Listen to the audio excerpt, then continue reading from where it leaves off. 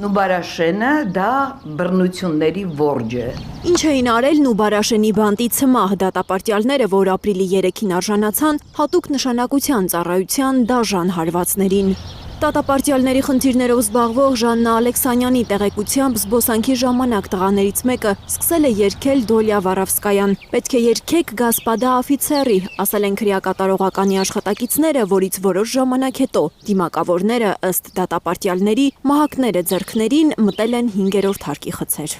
Մի քանի ահազանգ եմ ստացել հարազատներից եւ ի վերջո մի դատապարտյալից, որի հետ խոսելիս ես ոռնոց էի լսում։ Դա մի սարսափելի վիճակ էր։ Գետնին են գցում ուրեմն դատապարտյալին,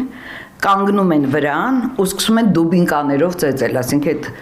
կոտրվածքների մասին տեղեկությունները, դա այդ հարվածները։ Ինչի համար հարցնում էին բոլոր դատապարտյալները, ինչի համար են դա անում։ Ուղղակի այդպես են ուզում։ Ըստ Ալեքսանյանի Սպեցնազն առևանգել է ցմահ դատապարտյալներից մեկին Դավիթ Մինասյանին, որի գտնվելու վայրը մինչև հիմա հարազատները չգիտեն։ Սպեցնազ կոչվածը, որը ես համարում եմ բանդիտական խումբ,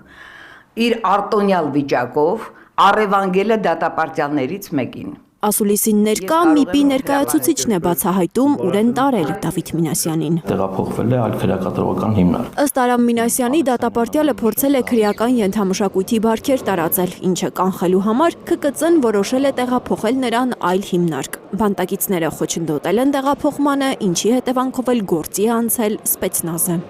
Դավիթ Մինասյանը հավատացյալ է, ինքը ընդհանրապես ոչ մի կապ չունի քրեական, որ դրա համար իրանք տեղափոխել են։ Իսկ ով է Սպեցնազն է որոշում, որ պիտի տեղափոխի։ Հասկանալու համար արդյոք իրավաչափ են եղել դատապարտյալների նկատմամբ բիրտ գործողությունները, թե ոչ, ՄԻՊ ներկայացուցիչը խորհուրդ է տալիս սպասել քննության արդյունքներին։ Բայց առաջինը հենց արդարադատության նախարարն էր, առանց դեպքի ուսումնասիրությունները պարզելու, շտապել արդարացնել տեղի ունեցած ծեծուջարդը։ Որևէ լիազորության վերազանցում այս պայդրությամբ չկա ֆիքսված։ ՄԻՊ ներկայացուցիչը փորձում է սրբագրել նախարարի խոսքը։ Միգուցե նախարարի մոտ հանգամանք է այն նկատի ունի, որ այո, քրեակատարողական ծառայողները բոլոր դեպքերում այն իրենց գործառույթներն իրականացնելիս, որով որ իրենք ունեն նման լիազորություն, դա ծառայողներին տրված է ֆիզիկական ուժ կիրառելու, նաև հատուկ միջոցներ կիրառելու։ Ժաննա Ալեքսանյանին ապշեցրել է Սեփուի Գալյանի պնդումը։ Դու ինչ գիտես, քննություն չեք նշանակել, դու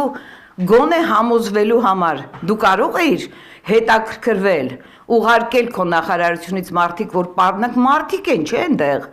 առանց այդ էլ բազմաթիվ հիվանդություններով։ Ընդհանրապես դատապարտյալի ձեռքերն են ոլորել, պնդում է քրեակատարողական ծառայության ներկայացուցիչը, իսկ տղաների մարմինների կապտուկները հավանաբար առաջացել են նրանց դիմադրության պատճառով։ Ֆիզիկական ուժ գործադրելու ժամանակ դու բախվում ես ակնհայտ դիմադրության ազատազրկված անձի կողմից, բնականաբար ես չեմ հերքում, որ կարող են լինել այո եւ կապտուկներ եւ վնասվածքներ։ Մի ասեք ծեծ, ասեք ֆիզիկական ուժի գործադրում, հորդորում են քրեակատարողականի ներկայացուցիչները, դժգոհում թե մամուլը խտացնում է գույները։ Ֆիզիկական ուժ է կիրառվել, անունը ես չեմ տեսեք ինչի։ ու մահակներով դա ասել է։ Դա ծեծել չենք ասում։